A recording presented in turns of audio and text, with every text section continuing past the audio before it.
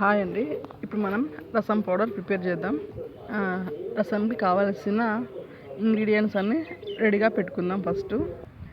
తర్వాత ఒక కడాయి తీసుకొని దాంట్లో ఆయిల్ వేసి శనగబ్యాలు వేయాలన్నమాట. ఒక చిన్న కప్పు శనగబ్యాలు వేసి కొంచెం వేయించాలి. తర్వాత సేమ్ కప్పుతో కొంచెం కందిబ్యాలు వేసి వేయించాలన్నమాట. కొంచెం అటు ఇటు ఉన్నా పర్వాలేదు.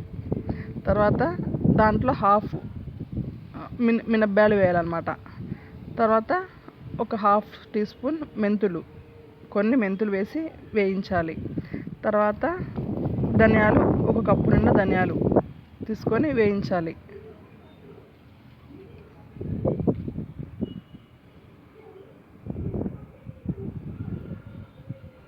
తర్వాత మిరియాలు వేయించాలి. తర్వాత కొంచెం చెక్క వేయాలి. తర్వాత ఒక హాఫ్ టీ స్పూన్ జీలకర్ర వేసి వేయించాలి, దోరగా వేయించాలి. తర్వాత ఒక 10 ఎండుమిర్చి మిరపకాయలు వేయాలి. కొద్దిగా కరివేపాకు వేసి దోరగా వేయించాలి. కొంచెం చల్లారిన తర్వాత మిక్సీలోకి వేయాలి. తర్వాత fine powder ready. Thanks for watching.